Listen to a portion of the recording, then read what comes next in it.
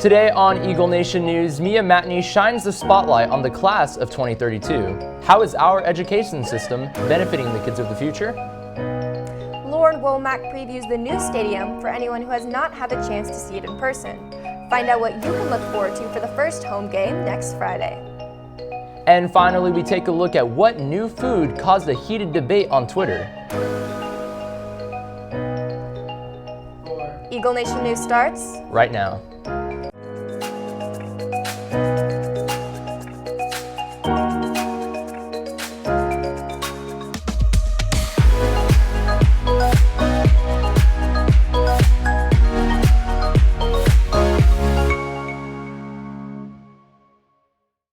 Good afternoon, Eagle Nation. Today is Friday, August 23rd. I'm Cameron Silva. And I'm Christina Folsom.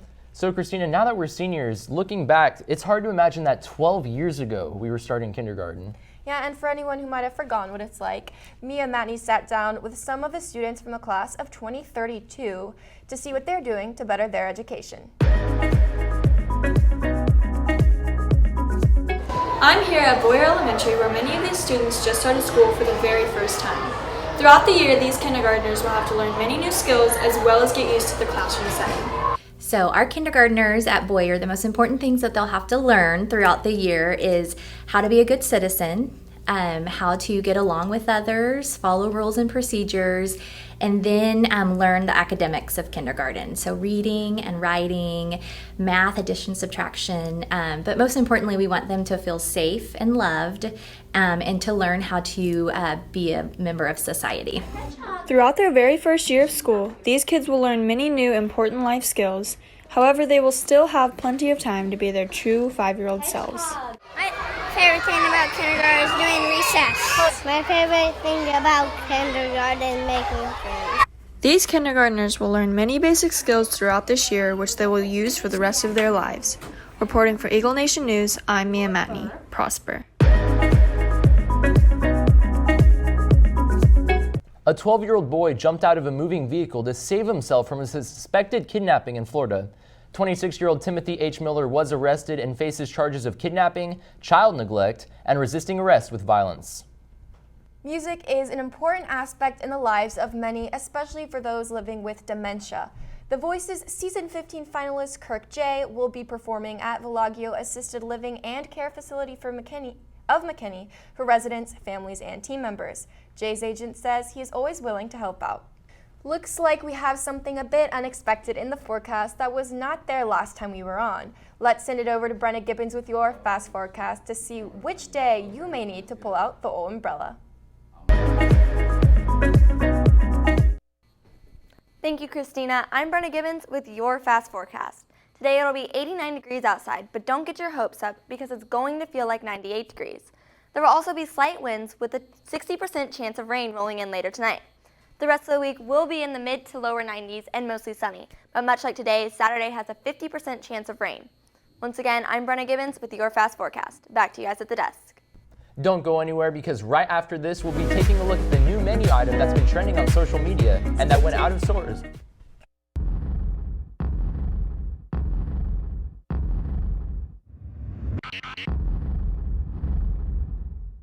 Wait, don't leave your trash on the tables.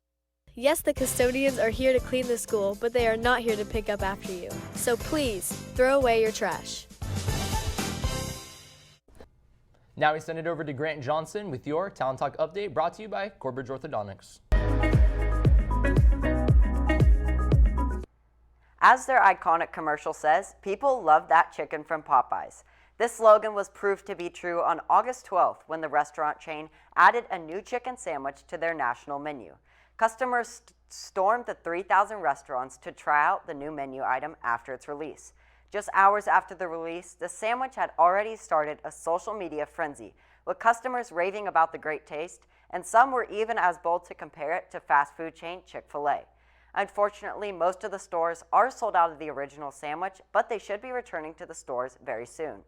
Popeyes also debuted the spicy chicken sandwich yesterday, and some people actually arrived hours early to their local Popeyes to try it out. Be sure to head over to our Twitter and Instagram and let us know if you have tried out the new sandwiches. Well, that's all I have for you today. Back to you guys at the desk. If you went to meet the Eagles, you've already seen the new stadium in all of its glory. But if you haven't gotten a chance to see it yet, Lauren Womack's got your back. After months of anticipation, Prosper's new stadium, Children's Health Stadium, is finally open just in time for football season. So it is $59 million. We were able to keep it right under $60 million. And it is 12,000 seats. We have 6,000 on each side, and the sides are identical, so that if Prosper High ends up being the visitor against Rock Hill, then they will be identical. We've got 1,000, a little over 1,000 reserved seats, and then the rest are general admission. We actually have a partnership with Children's Health Stadium. They are building I believe it's a 70-acre facility here in Prosper, and it's more than just a stadium partnership. It's just a full partnership that we have with Children's Health. And so they wanted to name the stadium, and within the partnership, right, it just worked out for us, it worked out for them, and so we were willing to do it. With Prosper moving to 6A last year, the addition of the Children's Health Stadium will add to the success of the athletic program as the district prepares to dominate in a new classification. Yes, people call it a football stadium, but we're looking at getting drumline competitions, marching band competitions here. We've talked about having different concerts here. The possibilities are endless, right? I hope everybody will come and experience it. You know, I know that people are worried about it selling out. And it may, but we've got room for 6,000 people over there, and it would be really neat for all of our cheer team, our talonets, our band, our football team, if they had full bleachers every Friday night. That would be amazing.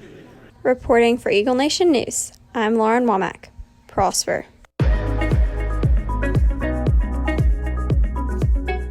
Football season is coming up, and the hype is already very present in the college world. Maggie Hale is here in studio to tell you about it in your Game Time Sports Update.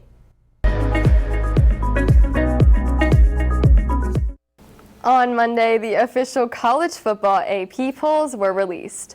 The top four come as no shock, seeing as these teams are constantly taking their talents past the regular season and into the college football playoffs. The first on the list is Clemson, followed by Alabama, Georgia, and Oklahoma. Clemson is seeded first after an impressive domination in the playoffs last year against Alabama. While they may have won last year's college football playoffs, how will they fare in the tight race for Heisman Trophy winner?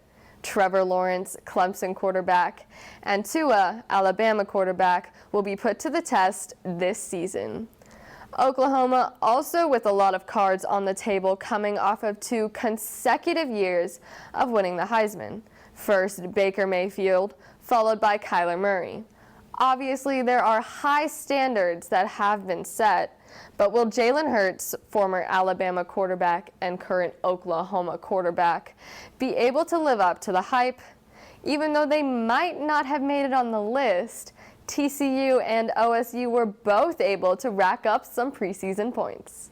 If you want to hear more sports like this, be sure to tune in every day for your Sports of the Week. Back to you guys at the desk. Now let's take a look at the meeting schedule for the week.